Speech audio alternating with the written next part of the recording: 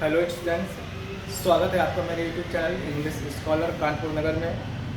बेटा, जैसा कि हमने कल के वीडियो यानी कि वॉइस पार्ट 2 में सीखा था कि किन जगहों पर हमको बाई का प्रयोग नहीं करना है। कहने का मतलब है कि कहीं कहीं हमने आपको बताया कि बाई की जगह टू का प्रयोग भी करते हैं, कहीं कहीं इनका प्रयोग करते हैं, कहीं पर एट का प्रयोग करते हैं, कहीं पर विथ का प्रयोग करते हैं। यदि आपने नहीं देखा तो जाके चैनल में वीडियो को ज़रूर देखें। और उसी क्रम में आज हमको वीडियो को आगे बढ़ाना था। जैसा कि हमने आपको टाइटल में बताया था कि आज के दिन हम वो वीडियो में पढ़ेंगे जिसमें कि जब सब्जेक्ट को ऑब्जेक्ट में चेंज नहीं करना होता है, यानी कि ऐसे कौन कौन से सब्जेक्ट होते हैं जिनका जब वॉइस चेंज करते हैं तो उनको ऑब्जेक्ट में चेंज नहीं किया जाता है। चलिए समझते हैं। बेटा, इनके मुख्यतः दो नियम होते हैं। हम पहले नियम की बात करें तो कुछ शब्द होते हैं हमारे, जैसे कि one, people, everybody, everyone, somebody, someone, anybody,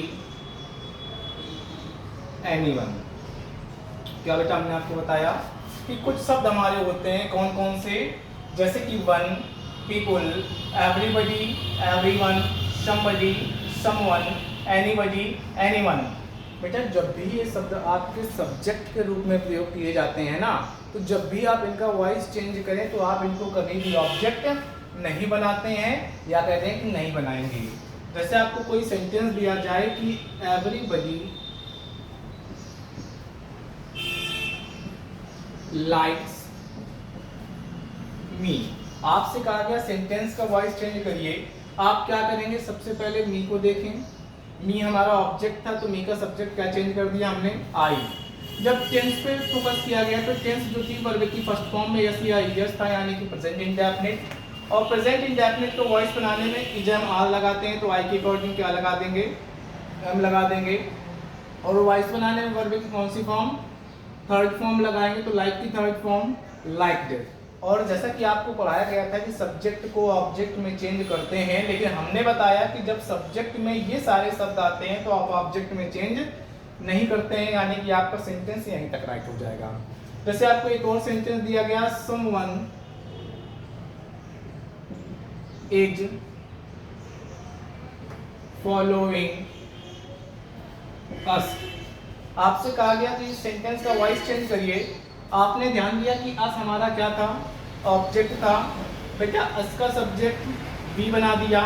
क्या बी के अकॉर्डिंग आप इज का प्रयोग करते हैं, तो बिल्कुल नहीं। क्या लगाया जाता है, आर।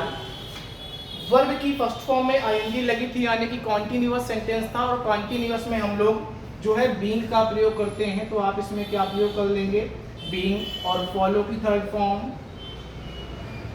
फॉलोड। इस प्रकार से आपके सेंटेंस बनाए जाएंगे, यानी कि जब भी ये शब्द आपके सब्जेक्ट के रूप में दिए जाएं तो पैसिव वॉइस बनाने में इनको आपको हटा देना है। इसी का एक पॉइंट और होता है, चलिए वो समझाते हैं आपको हम।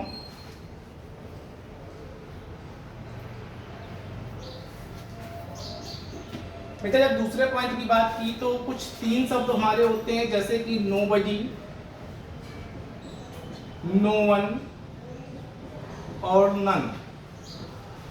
इन तीन शब्दों का जब भी आप एक्टिव से पैसिव वॉइस में चेंजमेंट करते हैं तो याद रखिएगा कि पहली बात तो हम लोग सेंटेंस को निगेटिव कर देते हैं और दूसरी बात इनको हटा दिया जाता है।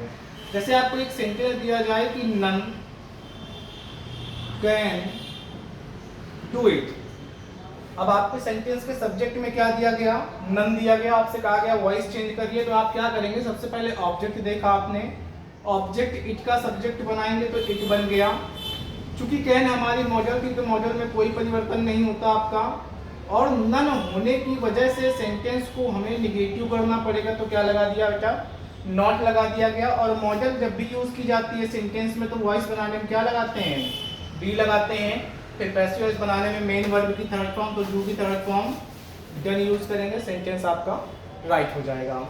समझ में आया होगा। क्या करेंगे कि जब आपके सेंटेंस के सब्जेक्ट में नोबडी, नन या नो वन दिया जाए तो पैसिव वॉइस बनाने में सेंटेंस को निगेटिव कर देते हैं और इन्हें हटा दिया जाता है। आशा करते हैं कि वीडियो समझ में आया होगा। अगर समझ में आया हो तो वीडियो को लाइक करें, चैनल को सब्सक्राइब करें। धन्यवाद आपका।